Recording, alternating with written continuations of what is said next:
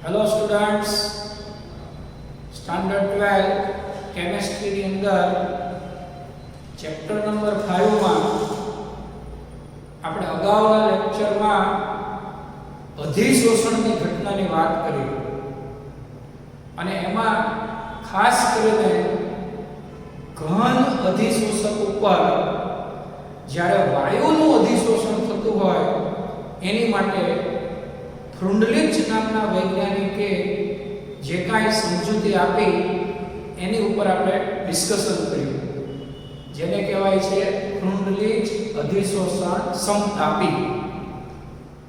એની આપણે અગાઉના લેક્ચરમાં ચર્ચા કરી. હવે એમાં ખાસ તમને યાદ હોય તો આપણે અગાઉ જે ચર્ચા કરી એમાં ઘનની સપાટી ઉપર વાયુનું અધિશોષણ થતું હતું. પણ માની લો કે વાયુને બદલે દ્રાવણમાંથી અધિશોષણ થતું હોય તો એક સામાન્ય ફેરફાર કરવો પડે. એની હું તમને જરા વાત કરું.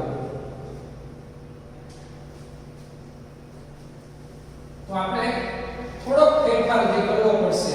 ઘન અધિશોષક પર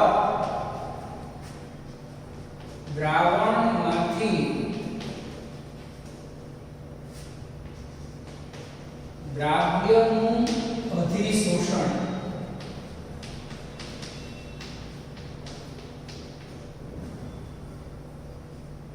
તો આમાં આપણે ફ્રુન્ડલિચે જે સૂત્ર આપ્યું છે, બરાબર સમજો. હવે ફ્રુન્ડલિચે જે સૂત્ર આપ્યું છે એ સૂત્રમાં વાયુનું અધિશોષણ થાય છે અને એટલે આપણે દબાણ P ને ધ્યાનમાં લેતા હતા, બરાબર. હવે વાયુને બદલે દ્રાવણમાંથી જો અધિશોષણ થતું હોય તો આપણે દબાણને બદલે દ્રાવણની સાંદ્રતાને ધ્યાનમાં લેવી પડશે. એટલે આ એક માત્ર ફેરફાર તમારે મગજમાં યાદ રાખવાનો છે. ફરીવાર સમજી લો કે જો વાયુનું અધિશોષણ થતું હોય તો આપણે દબાણ P લખવાનું અને દ્રાવણમાંથી જો અધિશોષણ થતું હોય તો આપણે સાંદ્રતા C લખવાનું. બાકી સૂત્ર તો ફ્રુન્ડલિચે જે આપ્યું છે એ જ સૂત્ર આપણે લખવાનું છે. તો એ સૂત્ર આપણે ફરીવાર અહીં લખી લઈએ કે x/m = kc raised to 1/n, જ્યાં C બરાબર દ્રાવણની સાંદ્રતા. બોલો, ખ્યાલ આવી ગયો બધાને? જો અગાઉ ફ્રુન્ડલિચે સૂત્ર આપ્યું એમાં હું હતું x/m = kp હતું. અહીંયા p હતું raised to 1/n, જ્યાં p બરાબર દબાણ. પણ એને બદલે જો દ્રાવણ હોય તો આપણે p ની જગ્યાએ c લખવાનું છે. એટલો માત્ર ફેરફાર થશે, બાકી બધું ફ્રુન્ડલિચ પ્રમાણે જ રહેશે. ઓકે, સૂત્ર પણ ઇંગ્લિશ થશે. ફરીવાર યાદ કરી લેજો કે જ્યાં x/m છે એ અધિશોષણની માત્રા છે, k અને n છે એ અચળ છે અને c છે એ સાંદ્રતા છે. આનો અર્થ કે અધિશોષણની માત્રા જે છે એ દ્રાવણની સાંદ્રતા ઉપર આધાર રાખે છે અને જો વાયુ ઘટક હોય તો એ દબાણ ઉપર આધાર રાખે છે. ઓકે, તો આટલો એક માઇનર જે ફેરફાર હતો એ પણ તમને સમજાવી દીધો. હવે એક અગત્યનો બીજો સવાલ પૂછાય છે કે અધિશોષણની ઘટનાના ઉપયોગ. અધિશોષણના ઉપયોગ. તો આ સવાલ પણ તમારી ટેક્સ્ટબુકમાં બહુ સરસ રીતે આપેલો છે કે ભાઈ અધિશોષણની જે ઘટના છે એના કયા કયા ઉપયોગો છે. તો એના ઘણા બધા ઉપયોગો છે. આપણે લખીએ, પહેલો ઉપયોગ છે એનો ઉચ્ચ શૂન્યાવકાશ પ્રાપ્ત કરવો. ઓકે, અમુક જગ્યાએ આપણને ખ્યાલ છે કે અમુક પ્રયોગોની અંદર શૂન્યાવકાશની જરૂર હોય છે, તો પંપ દ્વારા આપણે શૂન્યાવકાશ પ્રાપ્ત કરીએ છીએ. હવે છતાંય માની લો કે એની અંદર કોઈ હવા રહી ગઈ તો એનું કાર્બન વડે અધિશોષણ કરી અને આપણે ઉચ્ચ પ્રમાણમાં શૂન્યાવકાશ પ્રાપ્ત કરી શકીએ. તો એ એક એનો ખૂબ સરસ ઉપયોગ છે ઉચ્ચ શૂન્યાવકાશ પ્રાપ્ત કરવા માટે. બીજો એનો ઉપયોગ છે ગેસ માસ્ક. માની લો કે ક્યારેક પ્રદૂષિત વાયુઓ અથવા તો ઝેરી વાયુઓની હાજરીમાં કામ કરવાનું હોય તો એ વખતે જો આપણે એવા ગેસ માસ્ક પહેરી લઈએ કે જે ગેસ માસ્કમાં રહેલો કાર્બન ઓલા ઝેરી વાયુઓનું અધિશોષણ કરી લે તો આપણને નુકસાન થાય નહીં. એટલે ઝેરી વાયુઓની અસરથી બચવા માટે જે ગેસ માસ્ક વપરાય છે એ ગેસ માસ્કની અંદર પણ અધિશોષણની ઘટનાનો ઉપયોગ થાય છે. તો આવા ઘણા બધા એનો ઉપયોગ છે.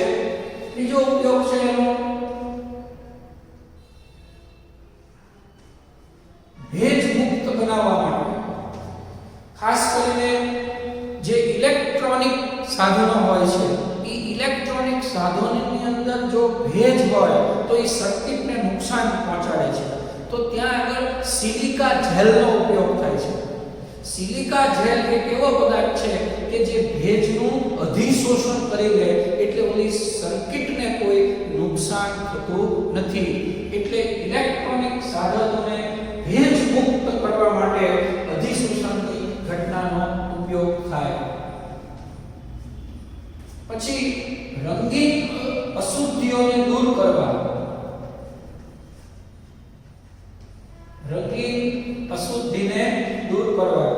માનો કે પાણીની અંદર અથવા તો કોઈ બીજા પ્રવાહીની અંદર કોઈ એવી રંગીન અશુદ્ધિઓ હોય તો એની અંદર તમે ચારકોલ ઉમેરો તો એ ચારકોલ રંગીન અશુદ્ધિઓનું અધિશોષણ કરી લે. જે આપણે ઉપર લખ્યું છે કે ઘન અધિશોષક પર દ્રાવણમાંથી દ્રાવ્યનું અધિશોષણ. એટલે કે આ દ્રાવ્ય એટલે માની લો કે રંગીન અશુદ્ધિ છે તો એ રંગીન અશુદ્ધિને પેલો ચારકોલ છે એ એબ્સોર્બ કરી લે છે અને એ રીતે રંગીન અશુદ્ધિઓ દૂર થશે. તો આ પણ એનો એક અગત્યનો ઉપયોગ કહી શકાય રંગીન અશુદ્ધિઓને દૂર કરવા માટે. પછી ખાસ આનો ઉપયોગ જે હવે પછીના ટોપિકમાં આપણે શીખવાના છે વિષમાન ઉદ્દીપનની અંદર. આ ટોપિક હવે પછી આપણે એનું ડિસ્કશન કરવાના છીએ કે વિષમાન ઉદ્દીપનની અંદર એટલે કે જ્યારે તમે ઉદ્દીપક વાપરતા હો વિષમાન પરિસ્થિતિમાં ત્યારે પણ અધિશોષણનો બહુ જ મહત્વનો ઉપયોગ છે જેની આપણે ચર્ચા હવે કરીશું. પછી ઔષધોમાં પણ એનો ઉપયોગ થાય છે. ઔષધો એમાં પણ એનો ઉપયોગ થાય છે. ત્યારબાદ ફીણ પ્લવન પદ્ધતિ.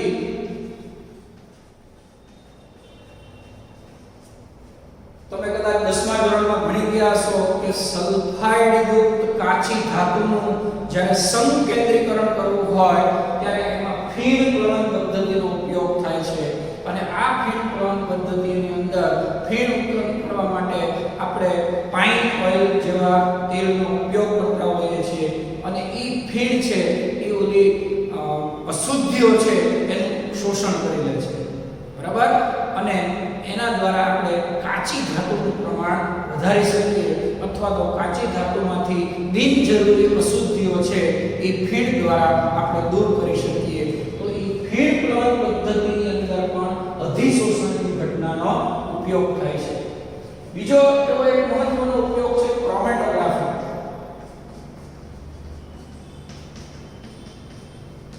આ પણ તમારે 11મા ધોરણનો શબ્દ આવી ગયો છે ક્રોમેટોગ્રાફી. હવે ક્રોમેટોગ્રાફી એવું શું છે? માનો કે જુદા જુદા 3 રંગના દ્રાવણો ભેગા થઈ ગયા અને એ 3 રંગીન દ્રાવણોને તમારે અલગ કરવા છે તો એ અલગીકરણ કરવા માટે આ ક્રોમેટોગ્રાફી પદ્ધતિ વપરાય છે. અને ક્રોમેટોગ્રાફી પદ્ધતિની અંદર આ અધિશોષણની ઘટનાનો ઉપયોગ થતો હોય છે. તો મિત્રો આપણે આ પ્રકરણની અંદર જે પહેલો ટોપિક શીખ્યા અધિશોષણ, એ અધિશોષણનો આવી ઘણી બધી જગ્યાએ ઉપયોગ થઈ શકે એ તમે તમારી ટેક્સ્ટબુકમાંથી સરસ મજાનો એક સવાલ જવાબ તૈયાર કરી શકો. તો અહીંયા આ અધિશોષણની ઘટનાનો ટોપિક પૂરો થાય છે. હવે આપણે નવો ટોપિક શરૂ કરીએ છીએ જેનું નામ છે ઉદ્દીપન.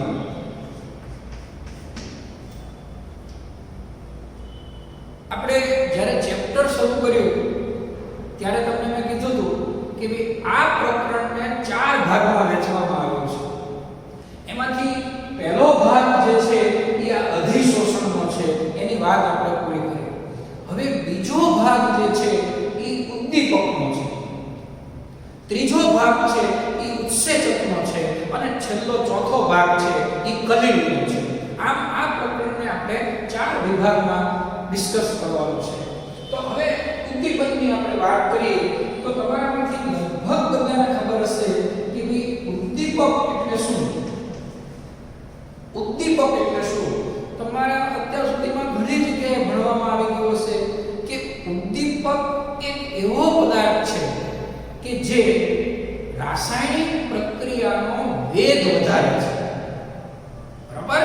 તો ઉદ્દીપક એટલે શું કે જે રાસાયણિક પ્રક્રિયાનો વેગ વધારવાનું કામ કરે છે.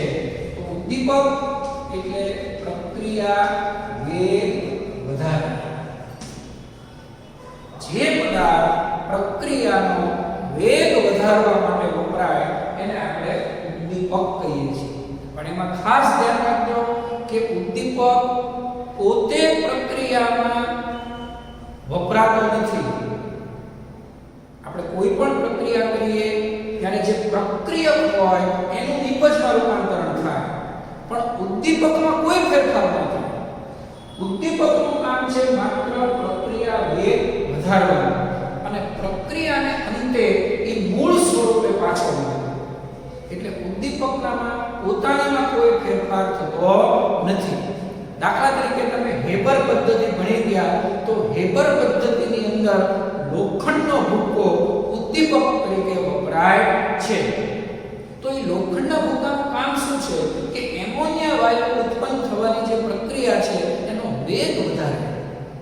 એટલે ઉદ્દીપક માટે ખાસ યાદ રાખજો કે ઉદ્દીપક એટલે એવો પદાર્થ કે જે પ્રક્રિયાનો વેગ વધારે પણ પ્રક્રિયાને અંતે મૂળ સ્વરૂપે પાછો લાવે. આ પણ ધ્યાન રાખો. પ્રક્રિયાને અંતે મૂળ સ્વરૂપે પાછો લાવે. એટલે એનો અર્થ કે ઉદ્દીપક પોતે વપરાતો નથી. કોઈ પણ પ્રક્રિયાની અંદર ઉદ્દીપક પોતે વપરાતો નથી. એ માત્ર ને માત્ર વેગ વધારવાનું કામ કરે છે. પોતે પોતાના મૂળ સ્વરૂપમાં જ રહે છે. દાખલા તરીકે અત્યારે અમે તમને બધાને ભણાવીએ છીએ તો ટીચર છે ને એ એક પ્રકારનું ઉદ્દીપક છે કે તમને ટેક્સ્ટબુકનું જે લખાણ છે એ નથી સમજાતું, એને અમે સરળ કરીને સમજાવીએ છીએ. પણ પાકું તો તમારે જ કરવાનું છે. એક્ઝામ તમારે જ આપવાની છે. તમારે બદલે અમે કાંઈ એક્ઝામ આપવાના નથી. અમારું કામ માત્ર એ છે કે તમારો જે સ્ટડી છે એ સ્ટડીનો જે વેગ છે એને અમે વધારીએ છીએ. ટેક્સ્ટબુકની વસ્તુઓને સરળ કરી અને અમે તમને સમજાવીએ એટલે તમે ઝડપથી સ્ટડી કરી શકો અને તૈયારી કરી શકો. એટલે ટીચર્સનો રોલ જે છે ને એ ઉદ્દીપક જેવો રોલ છે. પોતે પરીક્ષા આપવા જતો નથી પણ વિદ્યાર્થીઓને પરીક્ષા માટે તૈયાર કરે છે. ક્લિયર થઈ ગયું? તો આ વાત થઈ ઉદ્દીપક. હવે ઉદ્દીપકને કારણે પ્રક્રિયાનો વેગ વધવાની જે ઘટના છે એ ઘટનાને ઉદ્દીપન કહેવાય. જે પદાર્થ વપરાય એને ઉદ્દીપક કહેવાય અને એ ઘટનાને ઉદ્દીપન કહેવાય. તો આ એક શબ્દ તમને સમજાયો ઉદ્દીપક.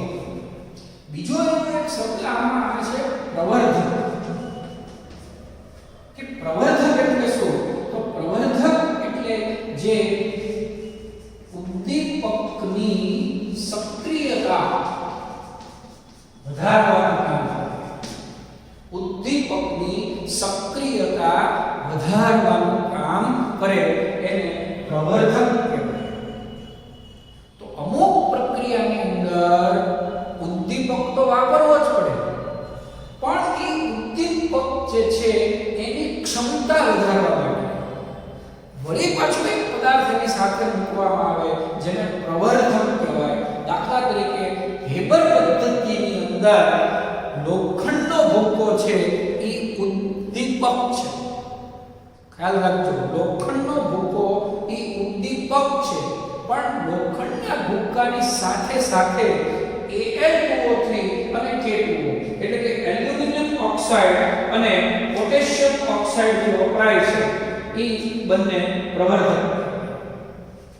એટલે પ્રવર્ધકનું કામ શું છે કે જે ઉદ્દીપક ઉદ્દીપકની સક્રિયતા વધારે. દાખલા તરીકે આ તમને મેં હેબર પદ્ધતિનું ઉદાહરણ આપ્યું. એના કરતા વિરોધી શબ્દ છે ઉદ્દીપકીય વિષ. વિષ એટલે ઝેર જે ઉદ્દીપકની સક્રિયતા ઘટાડે. સક્રિયતા ઘટાડે. જો ઉપરનો પદાર્થ છે એ ઉદ્દીપકની સક્રિયતા વધારે છે, એને પ્રવર્ધક કહેવાય. અને જે પદાર્થ ઉદ્દીપકની સક્રિયતા ઘટાડતો હોય એને વિષ કહેવાય. વિષ એટલે ઝેર, અને ઝેર છે એ ઘટાડવાનું કામ કરે છે.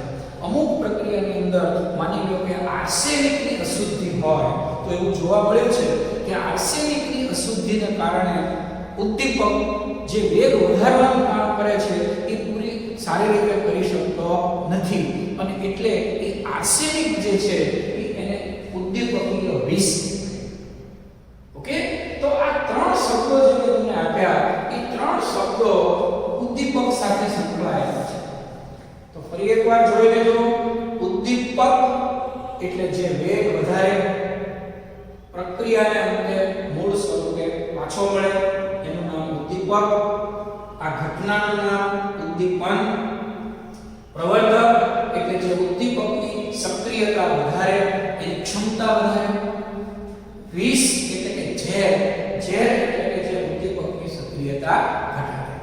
તો આ વાત થઈ ઉદ્દીપક સાથે સંકળાયેલા મહત્વના ત્રણ શબ્દોની મેં તમને વાત કરી. હવે આગળ જઈએ આપણે. તો ઉદ્દીપન જે છે એ ઉદ્દીપનને બે ભાગમાં વહેંચવામાં આવે છે. એકને કહેવાય છે સમાંગ ઉદ્દીપન અને બીજાને કહેવાય છે વિસમાંગ ઉદ્દીપન.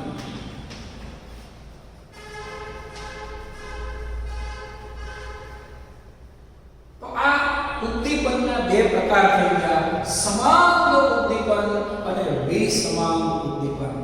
શબ્દ પરથી તમને ખબર પડી જવી જોઈએ સમાંગ અને વિસમાંગ. તો બોલો સમાંગનો અર્થ શું થાય? કે જ્યારે પ્રક્રિયકો, નિપજો અને ઉદ્દીપક એક જ સરખી અવસ્થામાં હોય, એક જ સરખી કલામાં હોય ત્યારે એને સમાંગ ઉદ્દીપન કહેવાય. બરાબર? સમાંગ ઉદ્દીપનનો અર્થ શું કરશું આપણે? પ્રક્રિયકો, નિપજો અને ઉદ્દીપક એક સરખી કલામાં હોય, એટલે કે એક જ સરખી અવસ્થામાં હોય. કલા એટલે અવસ્થા. દાખલા તરીકે ધારો કે પ્રક્રિયા દ્રાવણ સ્થિતિમાં થાય છે, એટલે કે લિક્વિડ સ્થિતિમાં થાય છે, અને ઉદ્દીપક પણ લિક્વિડ હોય. પ્રક્રિયા લિક્વિડ અને ઉદ્દીપક પણ લિક્વિડ, તો એને કહેવાય સમાંગ ઉદ્દીપન. ઓકે, તમારી પ્રક્રિયા પણ લિક્વિડ હોય, ઉદ્દીપક પણ લિક્વિડ હોય, અથવા તો પ્રક્રિયા વાયુ સ્વરૂપે હોય તો ઉદ્દીપક પણ વાયુ સ્વરૂપે હોય. એક જ સરખી અવસ્થામાં હોય તો એને આપણે કહીશું સમાંગ ઉદ્દીપન. દાખલા તરીકે તમારે એક ઉદાહરણ યાદ રાખવાનું છે, મિથાઇલ એસિટેટનું જળ વિભાજન.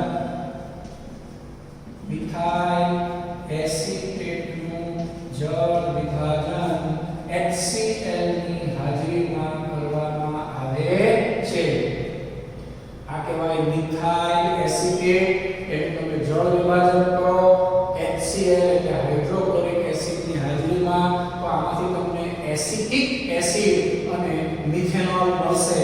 પાણીમાંથી એક હાઇડ્રોજન અહીંયા જોડાઈ જશે એટલે તમને મળશે એસિટિક એસિડ અને મિથેનોલ. તો અહીંયા મિત્રો તમે જોઈ શકો છો, તમે જો બધાની અવસ્થા સરખી છે. જો આ લિક્વિડ છે, આ પણ લિક્વિડ છે, આ લિક્વિડ છે, આ લિક્વિડ છે, આ લિક્વિડ છે.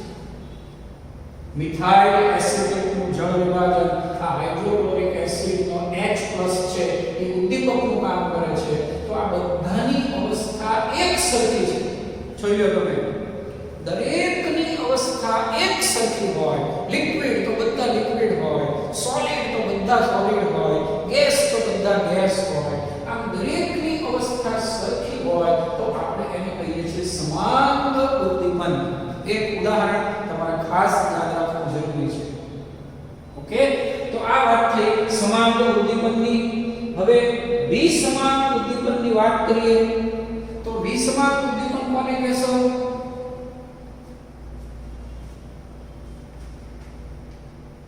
કે વિસમાંગ ઉદ્દીપન કોને કહેવાય કે જ્યારે પ્રક્રિયકો અને ઉદ્દીપક જુદી જુદી કલામાં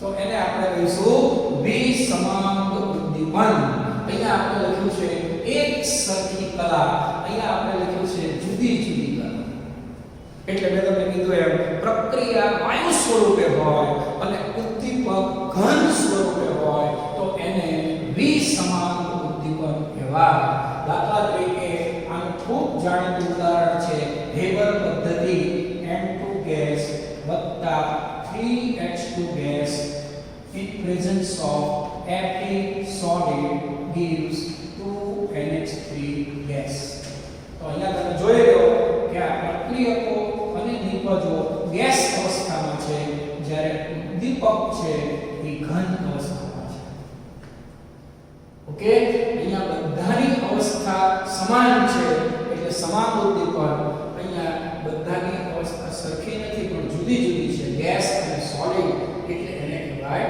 વિસમાંગ ઉદ્દીપન તો ઉદ્દીપનના આ બે પ્રકાર તમને યાદ હોવા જોઈએ ઉદ્દીપન શું છે એ તમને મેં પહેલા સમજાવ્યું કે ઉદ્દીપન એટલે પ્રક્રિયાનો વેગ વધારવો ઉદ્દીપનના બે પ્રકાર એની પણ આપણે વાત કરી અને હવે સૌથી મહત્વની વાત જે આપણે કરવાની છે એ આ છે કે ભાઈ જે આ વિસમાંગ ઉદ્દીપન છે એ વિસમાંગ ઉદ્દીપનની અંદર અધિશોષણની ઘટનાનો ઉપયોગ થાય છે જે આપણે અગાઉ ઉપયોગમાં પણ લખ્યું છે જો તમે જોઈ લો બરાબર કે વિસમાંગ ઉદ્દીપનની અંદર એટલે કે વિસમાંગ ઉદ્દીપન કેવી રીતે કાર્ય કરે છે તો એ અધિશોષણની ઘટના દ્વારા કાર્ય કરે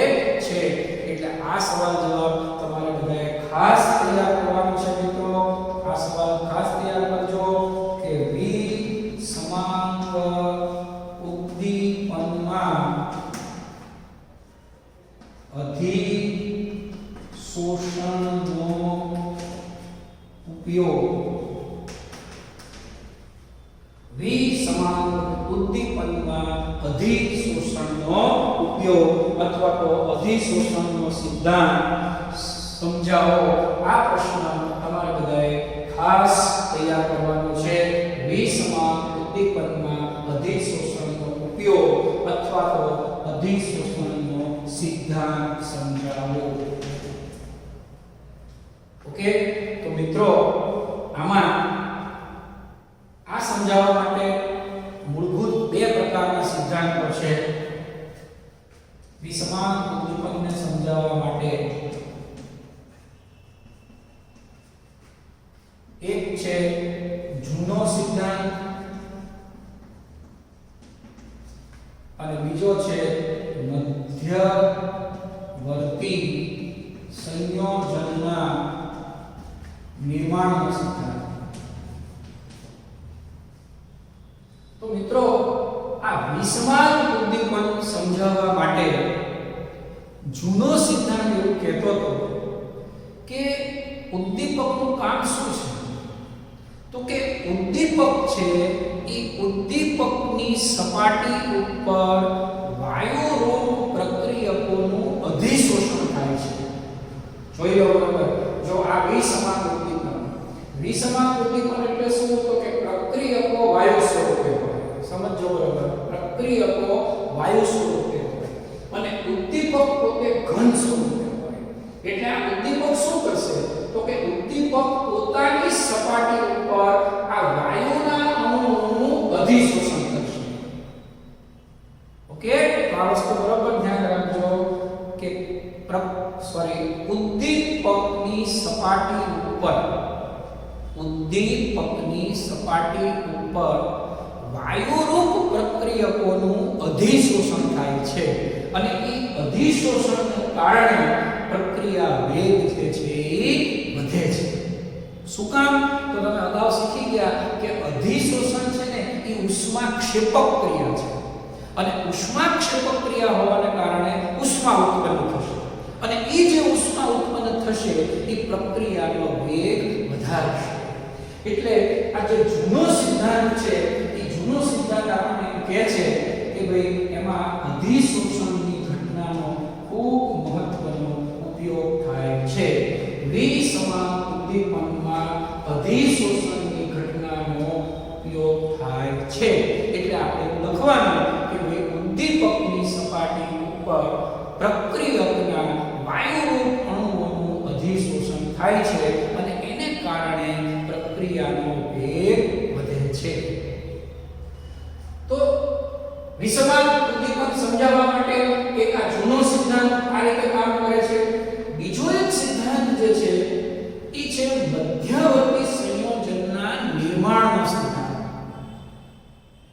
હવે આ સિદ્ધાંત એવું માને છે કે જે ઉદ્દીપક છે એ ઉદ્દીપક પોતાની સપાટી ઉપર જ્યારે ઓલા પ્રક્રિયકના અણુઓનું અધિશોષણ કરે ત્યારે એની સાથે એક મધ્યવર્તી સંયોજન બનાવે છે. એટલે આની અંદર પ્રક્રિયક અને ઉદ્દીપક વચ્ચે મધ્યવર્તી સંયોજન બને છે. એટલે તમારે એમ સમજવાનું કે જે પ્રક્રિયક છે અને જે ઉદ્દીપક છે એ એકબીજાની સાથે થોડાક સમય માટે અલ્પ સમય માટે એકબીજાની સાથે જોડાઈ જાય છે અને એને આપણે કહીએ છીએ મધ્યવર્તી સંયોજન. મધ્યવર્તી સંયોજન એટલે ખ્યાલ રાખો કે પ્રક્રિયક અને ઉદ્દીપક એકબીજા સાથે થોડાક સમય માટે જોડાઈ જાય છે, અલ્પ સમય માટે, ક્ષણિક, અને પછી એનું વિઘટન થઈ જાય છે અને વિઘટન થયા પછી એમાંથી નિપજ મળી જાય છે અને ઓલો ઉદ્દીપક આપણને મૂળ સ્વરૂપે પાછો મળે છે. આને કહેવાય છે મધ્યવર્તી સંયોજનના નિર્માણનો સિદ્ધાંત. ક્લિયર થયું બધાને? મધ્યવર્તી સંયોજન એટલે શું? ફરીવાર સાંભળો. મધ્યવર્તી સંયોજન એટલે પ્રક્રિયક અને ઉદ્દીપક, આ આપણો પ્રક્રિયક અને આ આપણો ઉદ્દીપક, આ બંને થોડા સમય માટે, અલ્પ સમય માટે એકબીજા સાથે જોડાઈ જાય. જો આ બંને એકબીજા સાથે જોડાઈ જાય એને કહેવાય મધ્યવર્તી સંયોજન. પછી એનું વિઘટન થઈ જાય અને એમાંથી નિપજ છૂટી પડી જાય અને ઉદ્દીપક પાછો આપણને મૂળ સ્વરૂપે પાછો મળે. જે આપણે વ્યાખ્યામાં લખ્યું છે કે પ્રક્રિયાના અંતે મૂળ સ્વરૂપે પાછો મળે છે. તો આને મધ્યવર્તી સંયોજનના નિર્માણનો સિદ્ધાંત કહેવામાં આવે છે. તો મિત્રો, વિષમાન ઉદ્દીપકની ઘટના જે છે એને આ બંને સિદ્ધાંતો દ્વારા સમજાવવામાં આવે છે. હવે આ બંને સિદ્ધાંતોને ભેગા કરી અને આધુનિક સિદ્ધાંત બનાવવામાં આવે.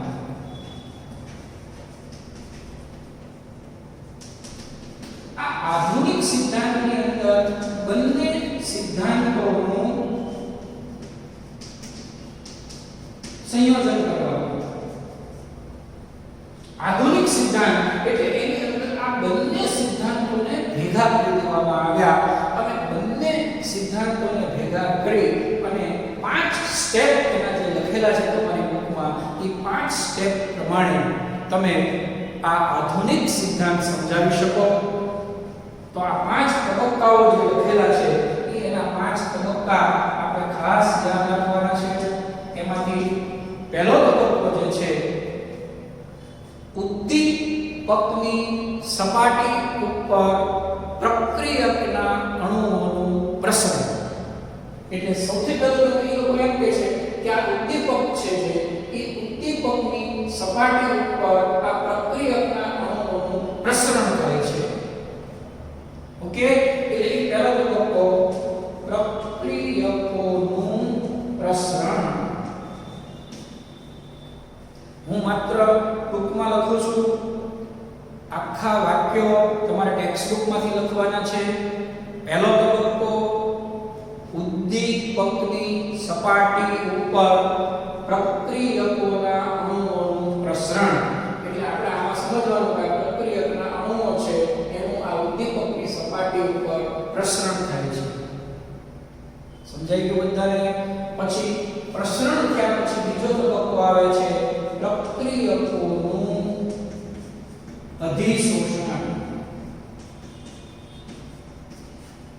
એટલે આપણે એમ સમજવાનું કે ધારો કે આ ઉદ્દીપકની સપાટી છે, ઉદ્દીપકની સપાટી છે, ઈ સપાટી ઉપર ઓલા પ્રક્રિયકના અણુઓ આવ્યા, એનું પ્રસરણ થયું, પછી સપાટીએ ઈ અણુઓનું શું કર્યું? અધિશોષણ કર્યું. એટલે પહેલા પ્રસરણ થાય, પ્રસરણ થયા પછી અધિશોષણ થાય. તબક્કા જોજો, પહેલો તબક્કો છે પ્રસરણ થવું, બીજો તબક્કો છે અધિશોષણ થવું, ત્રીજો તબક્કો છે એમાં મધ્યવર્તી સંયોજનનું નિર્માણ થાય. મધ્યવર્તી સંયોજનનું નિર્માણ થાય એટલે જે આપણે વાત કરી કે ઉદ્દીપક અને પ્રક્રિયક એ એકબીજા સાથે જોડાય અને મધ્યવર્તી સંયોજન બનાવે. ઓકે, ચોથો તબક્કો છે અપશોષણ.